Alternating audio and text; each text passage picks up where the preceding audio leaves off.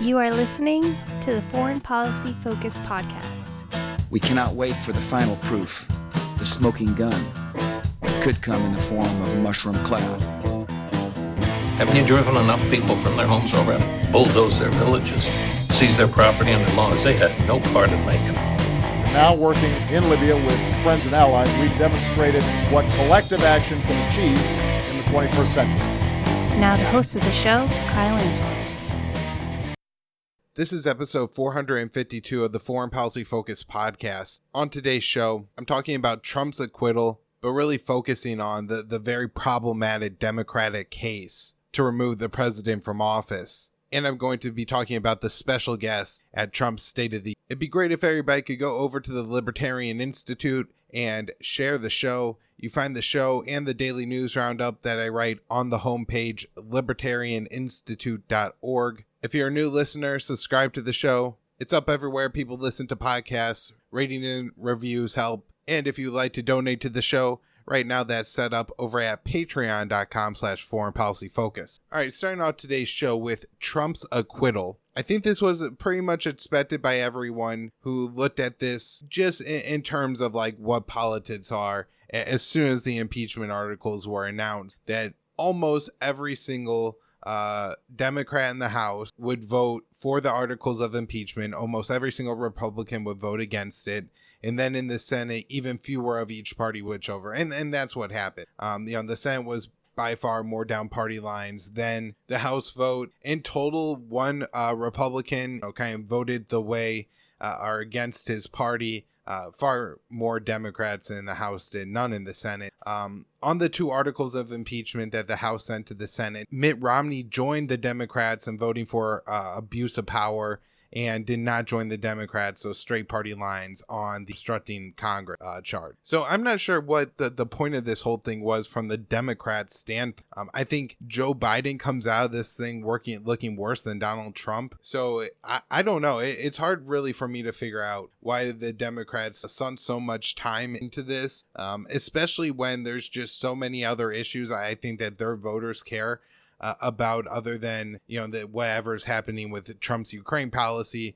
My guess is that most people aren't really informed on the Ukraine policy, what happened under Obama with Ukraine. And so politically, I think it's a mistake. I think the bigger, problem here, though, is the case that the Democrats ended up making. So as I pointed out on the show in the past, the case the Democrats were making with Ukrainegate was very weak. And I'm not going to replay that all again. But, just the kind of questionable testimony of Sondland, and then for the most part, the rest of it just being political analysis, there just wasn't going to be enough there to impeach Trump from office. And so to drum up a case worthy of removing Trump from office, the Democrats merged Ukrainegate with Russiagate. It may be more accurate to say that Russiagate just kind of morphed into Ukrainegate, but either way, the narrative of Ukrainegate became more and more about how Donald Trump was either controlled or manipulated and duped by the Russians and therefore should not be president of the United States. This comes out very clearly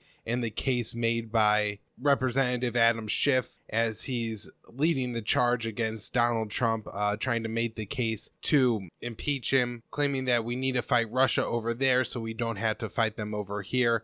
This is alleging that Russia is a expansionist power, which is very questionable, and that it has the capability to span all the way through Western Europe and then attack the U.S. from across the Atlantic, which is absolutely absurd. And then he made statements about Donald Trump being a puppet of Vladimir Putin, suggesting he could trade away Alaska, that Donald Trump could actually sell Alaska to the Russians in exchange for help in the 2020 election. Of course, this is absolutely made up and nonsense, but this is the kind of rhetoric that you were getting out of the Democrats, and it just wasn't Adam Schiff. There's several other people throughout, but his statements are the recent, probably by the biggest name. And so, we see the Democrats end up building their case around this. And the abuse of power thing, again, is just, there's not enough there. It's not a big enough deal to actually remove Trump from office for it. And so they tried to make it about this bigger Russia thing. And the unfortunate thing is that we should actually be opposing Donald Trump's Ukraine policy, and that not that it's, I guess, great if Donald Trump is going around the world trying to blackmail leaders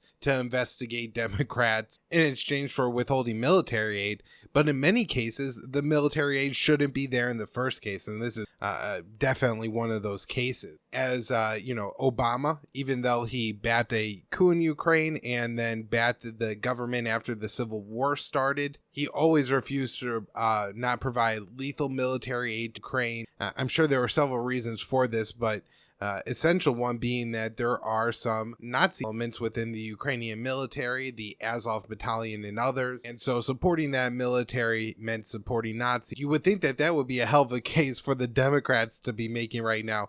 I mean, talk about scoring political points after the things that have been alleged against Donald Trump, and certainly some of the statements he made that don't always help his cause. To say that Donald Trump is arming Nazi Ukraine and show how the Azov battalion is part of the Ukrainian military and the U.S. has started to provide Javelin to Ukraine. Strategically as well, this makes absolutely no sense. Russia shares an extremely long border with Ukraine and has a lot of support among the Ukrainian population, as a lot of them are ethnically Russian, and these are just kind of consequences left over from the fall of the Soviet Union, where there's a lot of people who are ethnic Russian in different areas, and the Ukrainian government that was backed by the United States targeted the Russian population of the country, and of course were supported by Nazis, and so there's a real problem. And so there's people in Ukraine willing to fight against the U.S. backed government in Kiev for their own reason. And then if the U.S. is going to support the government, the Russians seem they're going to at least match reciprocally to make sure the U.S. backed forces don't conquer this territory that ethnically Russian, although they have been unwilling to annex this area, even though the people of that area have asked to join the Russian Federation. They say, no, you're a part of Ukraine. So that's Donald Trump's very, very foolish Ukrainian policy. And as much as it would be great to remove Donald Trump from office, I think it's extremely dangerous to do it on the premise that Russia is a dangerous country, it's an expansionist power, it interferes in U.S. elections, it could turn a U.S. president sock puppet. We have to give the Ukrainian military lethal military aid. I mean, these are all the premises bait the Democrats' case, and it has to be opposed. There are several things impeach Donald Trump for. I really don't have an issue if people want to impeach Trump for bump stop bans, immigration stuff. There's several foreign policy, the killing of Soleimani, the war in Yemen, the drug war in Afghanistan, the ramped up war in Somalia. All those things, talk about maybe war crimes committed using white phosphorus in the fight against Islamic State. The fact that, several cities that the U.S. quote unquote liberated from the Islamic State were rubble. Maybe those are things Congress could look at and say, hey, Donald Trump, we have to rein in your powers here. But unfortunately, so I really, really hope that this is it as far as impeachment, Ukrainegate, Russiagate goes. Maybe the narrative will now die. Democratic candidates move on. Not that I'm in favor of Bernie Sanders constantly talking about Medicaid for all or whatever kind of healthcare I don't want, or whatever other socialist programs that I prefer not exist. All that stuff is far better than any of these people talking about how Russia is our enemy and we need to combat them. All right, so on to Trump's State of the Union here. I mainly just want to talk about his special guest, Juan Guaido. I've done breakdowns of Trump's State of the Union in the past, and they tend to get quite a few views, but at the same time, I don't think that there's a whole lot of great information in there. There's a lot of showmanship. It's often a very scripted Trump, but I did want to talk about something I thought was pretty significant, and that was Donald Trump. Apparently somebody in his administration got Juan Guaido, that's the guy who's plotting a coup attempt in Venezuela, a ticket. So maybe a year ago, but at least close to a year now, Juan Guaido just asserted himself to be the president of Venezuela, and then the U.S. and a whole bunch of other countries backed them. And then the U.S. has been waging an economic war against Venezuela. in an attempt to enforce, Guaido on the people of Venezuela. There have been studies that show the U.S. sanctions on Venezuela have contributed to tens of thousands of deaths in Venezuela. The U.S. it means these sanctions to be crippling, and they continue to say they will apply more and more, I guess, until Maduro leaves office and Juan Guaido's power. It's worth noting that Guaido now doesn't even hold his place in the parliamentary structure, that he was kind of saying, I hold this position, so I'm using this section of the Constitution to declare that Maduro is illegitimate and I'm the interim president. Well, I guess, he's kind of dropped the interim label and he's just president now until, I guess, Maduro relents to the U.S. sanctions and gives him power. So acknowledging Guaido and giving him that platform at the State of the Union is very troubling. I had really hoped that eventually the U.S. would kind of just let this economic war against Venezuela fade away. It seems relatively clear that Maduro has a fairly strong hold on power there. It's unlikely that the U.S. has the ability to remove him, especially his support from countries like Russia. Who, if you just kind of look at some of the situation on the ground right now in Venezuela, and you try to think of the optics and what it means to the people there, you have Maduro receiving support from Russia, bringing aid into the country. And then you have Guaido, who's, appearing at Trump's State of the Union address. And the U.S., isn't giving the Venezuelan aid. They're giving sanctions, taking away food and blocking oil sales so they can't buy more, just really harming the Venezuelan economy. All right, people have other questions about the State of the Union or things that he said that you want to talk about. Check out the Facebook group, Foreign Policy Focus, and post it in there. I talk about it on your show. But I didn't, see anything else in there that stood out that I want to talk about on the show. Some news stories I want to talk about. Congress is investigating 3 fatal incidents that killed 17 U.S. service members in the Pacific in 2078. I believe it's the USS Fitzgerald and the Kane that had run-ins with other ships, killed, again, I think 11 total crewmen, and then there were 6 that died when a F-8 Super Hornet collided with a refueling tanker in midair during a training. And initial reports on kind of both of these blame people on the ship at the time, but then other investigations and a lot of really good work done by ProPublica have shown that in all these cases, that they were on missions that they shouldn't have been on. That we don't need that aggressive of a foreign policy. We don't need to be sailing our warships constantly through the South China. We don't need to be flying training missions in the Pacific, and possibly carrying out assassination strikes in North Korea, or trying to take out their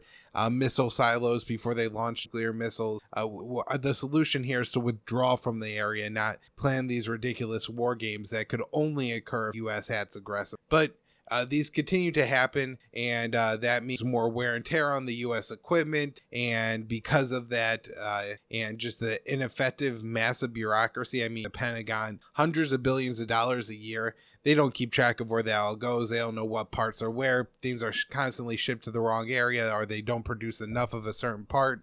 Planes don't work right, like the F-35 and all the massive government contract projects that are, meant to be more boondoggles than actual defense weapons. Because of that, U.S. soldiers who sign up, believe they're defending their country, are ending up dead. And then, unlike any soldier that dies fighting any enemy anywhere, they're not just brave heroes. They're people who had flaws, and because of those flaws, in some of these cases, it doesn't seem like the case. It seems like in the case of the F-18 pilot, had he had enough training hours, he likely would have been able to execute that mission. But because of what was asked of him, those planes ended up colliding, and 6 people were dead. Similarly on the McCain. Congress is investigating this. We'll see if they turn up anything or look at any high-ranking military member problems within the Pentagon and try anything forward. Speaking of planes that don't work right, apparently Gatling gun, the 25mm gun on the F-35, is still unacceptably inaccurate. If you want to check out 25mm F-35 and see how large these rounds are, if they're unacceptably inaccurate and the F-35 is meant to be able to provide close ground support, it seems awfully dangerous and a way to get an awful lot of killed guns and shoot. The head of the Navy Special Forces, Rear Admiral Colin, will retire early. This guy became known, unlike most Rear Admirals who, are Navy Special Forces heads, because of the case of Eddie Gallagher, who was a Navy SEAL that was a lunatic. His own team sabotaged his weapons for fear that he was going to kill innocent people. He stabbed and killed some kid, and Donald Trump took him up as some kind of hero for some strange reason. I don't believe Trump actually had a pardon because he didn't get convicted, but he did lose like rank and stuff like that because there was maybe one lesser charge he was found guilty of. I think taking a picture of the body, not the fact that he should have been convicted of the murder for, the dead body that he was taking a picture of, but at least he was, convicted and punished in some way. But Trump came out and had his Navy SEAL rank restored, along with 2 other war criminals. Again, if you're Democrats and you want to make a case about something, this would, Trump palling around with murderers should be a real problem. Another reckless move by Trump, he has deployed low-yield nuclear weapons onto submarines. This is something that Congress could have taken action in. I believe in one of the early drafts of the 2020 NDAA, there was actually laws in there that prevented Trump from deploying low-yield nuclear weapons. The risk here is that they lower the threshold for use, and so that the U.S. would escalate in any kind of conflict with Russia by launching low-yield nuclear weapons, thinking that they can maybe hit a couple Russian military targets and deter the Russians from pursuing war further. Of course, likely Russia, as the U.S. is going to escalate towards using nuclear weapons, may decide to launch nuclear weapons as well, and we all die in the plan. So that's the risk we're taking here. Of course, with the situation, very unfortunately, in part the political climate created by the Democrats in this impeachment issue, and why it's so important, is that rather than having the Democrats saying, Trump's a fool, we could get along with Russia, we don't need to deploy these weapons, they've made it so that anytime Donald Trump does anything remotely resembling diplomacy towards Russia, it's universally condemned by the establishment, especially the Democrat intelligence committee. Former intelligence John Brennan,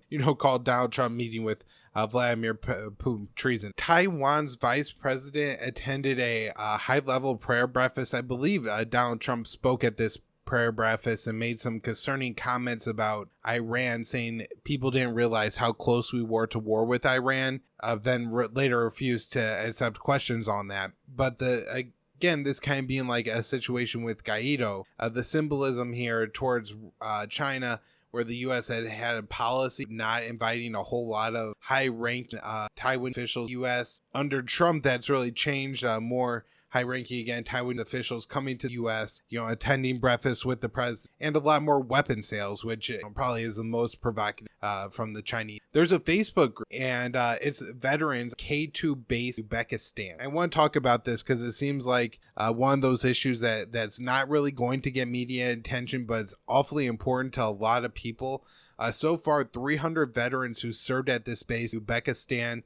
It seems that the Pentagon knew that there had been chemical weapons and some kind of nuclear material at that site from the days of the Soviet Union, and that those chemicals still existed, but used that base anyways. And now over 300 people have contracted. And encouraging anybody who's maybe a reporter to look into this, or if you know somebody who served over there, certainly trying to get the word out, because there's an awful lot of people suffering, and from my understanding, the U.S. government denying that base caused these problems. Quite clear that it did. All right, Russia says that it will begin delivering S-400 air defense systems to India at the end of 2021. Of course, when Turkey bought a Russian air defense system, that's what prompted the U.S. to kick them out of the F-35 project. And I know the U.S. does some weapon deals with India as well. It'll be interesting to see how this impacts diplomatic relations between the U.S. and India. Is a fairly large arms importer and is looking to increase arms exports to over $5 billion a year.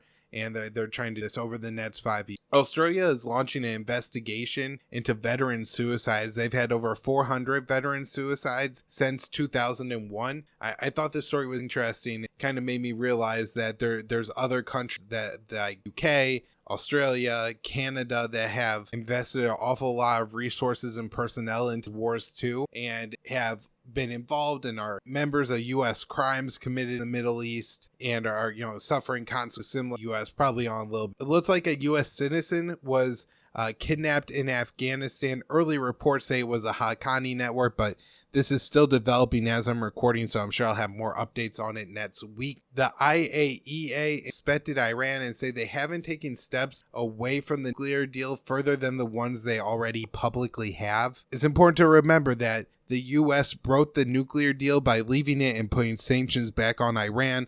Iran has responded by using articles within the nuclear agreement to roll back its commitments while still, solely having a civilian nuclear energy program. All right, in Iraq, we have a new prime minister. Some of the protesters from before don't like the new prime minister. Some of them do. The supporters of Iraqi cleric Sadah attacked a protest camp of people who were still protesting even the new prime minister, killing 8 people. The Iraqi government has apparently put out orders instructing their forces not to engage with the U.S. in anti-Islamic State missions. The UN says it may cut its food distribution to Yemen. They had a couple of reasons here. One, how the Houthis were handling the aid, and also because of increased violence in the region. Yemen is suffering. The people there are dying in high numbers. It's because the U.S. is backing Saudi Arabia's war there. And if Donald Trump had followed the constitutional mandate that Congress had sent him and ended that war, it's likely the Yemeni people would be in a better situation by this. All right, some developments going on in Syria, mostly in the Idlib province, the main region that's still held by the Syrian rebels, mainly the renamed group al-Nusra led by Jolani. They're affiliated with Al-Qaeda, a break off of Al-Qaeda in Iraq. That became Islamic State. They stayed loyal to the current Al-Qaeda leadership and became al-Nusra. Eventually, they claimed that they separated from Al-Qaeda, but didn't really mean anything, especially when the Al-Qaeda leader put out a statement saying that the al-Nusra people should stop saying that they're affiliated with Al-Qaeda just so they could get more U.S. weapons. So that's the Idlib province of Syria.